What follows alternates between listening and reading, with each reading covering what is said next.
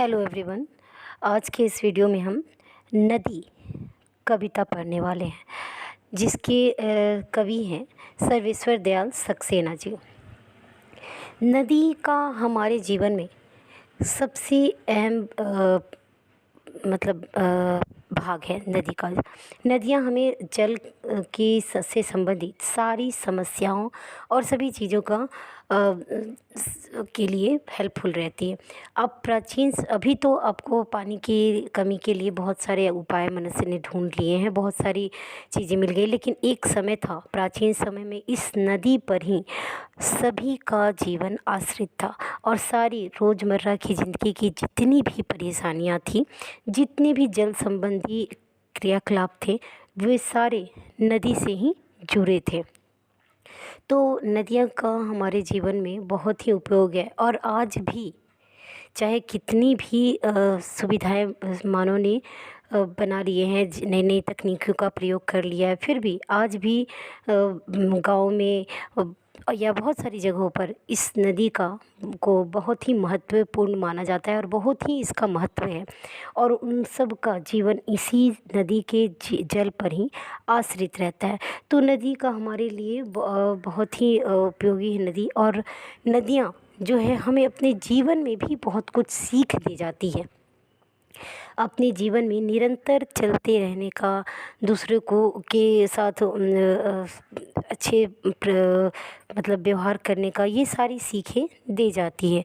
तो आज हम इस सर्वेश्वर दयाल सक्सेना जी द्वारा रचित कविता नदी में इसी के बारे में पढ़ने वाले हैं। तो शुरू करते हैं। तमाम दोपहर मैं तुम्हारे किनारे घूमता रहा, बिना यह जाने कि तुम कहाँ से आई हो और किससे मिलने जा रही हो। तुम्हारी कितनी थाह है, मुझे केवल वे लहरियाँ अच्छी लगती थी रही जो तुम में उठती रही, धूप में झिलमिलाती खिलखिलाती।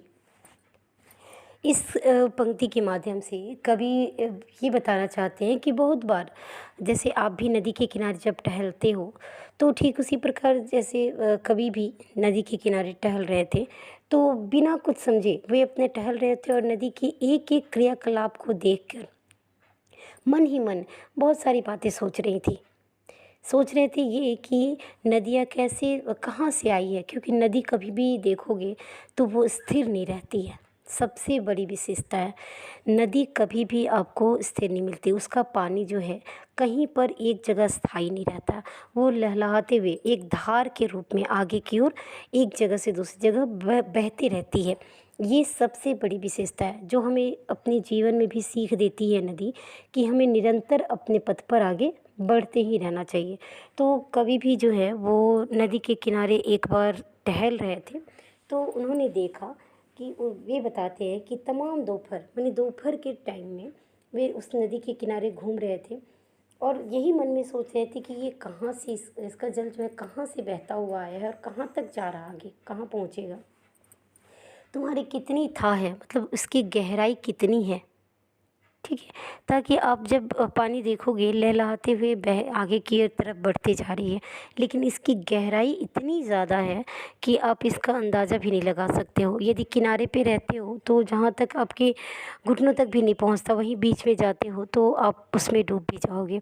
तो इस तरह कवि कहते हैं कि इसकी गहराई का कोई अंदाज़ा नहीं है। मुझे केवल ये लहलहाती लहरियाँ अच्छी लगती रहीं जो तुम में उठती रहीं और धूप में झिलमिलाती खिलखिलाती। कवि कहते हैं कि नदी में जो लहरें उठती हैं, नदी का जल जब आगे की तरफ बहता जाता है तो एक लहर सी ऊपर नीचे छोटी धीरे धीरे बहती हुई आगे की तरफ बढ़ती जाती है। और ये जो ऊपर नीचे जो जलधारा होती है, ये जब चमकती हुई धूप में ये लहरें उठती हैं तो ये बहुत ही सुंदर दिखाई पड़ती है। कवि का कहने का ये अर्थ है। मछलियाँ सी कालाबाजियाँ खाती फिसलती, लगातार वह यह कौतूहल मुझसे बना रहा कि अंजलि में भरते ही वह लहाता रूप कहाँ चला जाता है। अब आप देखो कवि क्या कहते हैं कि नदी की जलधारा इतनी जो ऊंची नीची छलांग लगा के आगे की तरफ बढ़ते जाती हैं। लेकिन जब उसी नदी के जल को जब अपने हाथों में उठा लोगे, अंजलि अर्थात हाथों में जब उठाते हो तो वो पानी बस उस हाथ तक मतलब स्थायी होकर रुक जाता है और उसकी लहर भी रुक जाती है। और नदी में जब उसे आगे बढ़ना है तो अपनी लहर के साथ आगे बढ़ता है, और हाथ में जब लो तो वो लहर रुक जाती है। तो कभी सोचते हैं कि आखिर जब इस जल में इतनी लहरें हैं, इतनी इसमें छलांग लगा के आगे बढ़ने की जो सिलसिला है, वो जब हाथों में लो तो आखिर कहाँ चला जाता है। तो आगे कभी कहते हैं, तमाम दोपहर मैं तुम्हारी गुनगुनी रेत में बैठा रहा, जो एक परत हटाते ही ठंडी मिलती, जिसे तुम खिलखिलाकर एक एक लहरों से लाती बिछाती। अब कवि कहते हैं कि जब वे नदी के किनारे जो परत बालू की परतें जमी रहती हैं, उसका जो किनारा रहता है, जब वहाँ टहल रहे थे तो गुनगुनाती रेत में बैठ गए थे। और जब एक परत हटाते हैं, मतलब नदी पे जो किनारे जो बालू की परत जमी रहती है, जब एक परत हटाओगे तो नीचे का जो परत रहता है वो भीगा, पानी से भीगा हुआ और बहुत ही शीतल रहता है, ठंडा रहता है। तो वही कवि कहते हैं कि उसमें जब परतें हटाते हैं तो वो जो ठंडक मिलती है, जिसे तुम खिलखिलाती और एक लहरों की तरह मिलाती हो, अर्थात जब लहरें उठती हैं पानी में तो वो क्या है, किनारे तक आती है और उससे क्या है कि बालू भीग जाते हैं और उसकी जो शीतलता है उस बालू की निचली परत में दबकर रह जाती है। तो इस तरह से इस कविता में कवि ने अपने अनुभवों को, नदी के किनारे टहलते हुए जो जो उन्होंने अनुभव किए, उसको उसको अपने कविता के माध्यम से अभिव्यक्त किया है। तो इस तरह से अपने प्रश्नों का जवाब इसी नदी को देखते देखते हुए ढूंढते भी हैं और देते भी हैं। और तो इस तरह से उन्होंने अपने अनुभवों के रूप में इस कविता को लिखा है। अब आगे कवि लिखते हैं, तमाम दोपहर मैं उन सीपियों से खेलता रहा जो तुम्हारी रेत में पड़ी थी। रेत में लिखता रहा गहरा और देखता रहा कि कितनी सफाई से आहिस्ता आहिस्ता हर लिखा मिट जाता है। अब आप देखो, कवि ने अपने अनुभवों को कितना सुंदर से इसमें वर्णन किया है। जैसे आप देखो, बालू की जो परत रहती है उस पे जब आप कुछ भी लिखोगे तो वो क्या है, लिख तो जाएगा, लेकिन जैसे जैसे बालू अपनी ऊपर से नीचे सरकेंगे तो आपकी लिखावट जो है मिट सी जाएगी। और जहाँ तक सूखी मिट्टी बालू है, वहाँ से तो बालू की एक एक परत निकलेगी और आपकी लिखावट मिट जाएगी। तो वही कवि कहते हैं कि दोपहर भर जो बालू में सीप जो रहते हैं, छोटे छोटे बालू, नदी के किनारे जो बालू है उसमें बहुत तरह के सीप, मोती और बहुत से तरह के रंग बिरंगे पत्थर भी आपको देखने को मिलेंगे। तो कभी उन सीपों का भी वर्णन करते हैं कि किस तरह से उन रेतों में छिपी हुई जहाँ तहाँ पड़ी है, और रेत पे लिखते हैं, कुछ मिटाते हैं और इसी तरह से उस सफाई से देखते हैं कि पता भी नहीं चलता और उनकी लिखी गई बालू पर हर एक लकीर कैसे मिट सी जा रही है। अब शाम हो रही है, मैं भी अभी चला जाऊंगा, बिना यह जानते हुए कि तुम्हें पता है कि कोई तुम्हारे किनारे घूमता रहा। सोचो, कवि ने कितनी अच्छी अच्छी बातें इसमें कही है कि वे अपने से खुद से सवाल पूछ रहे हैं और उसका जवाब भी दे रहे हैं।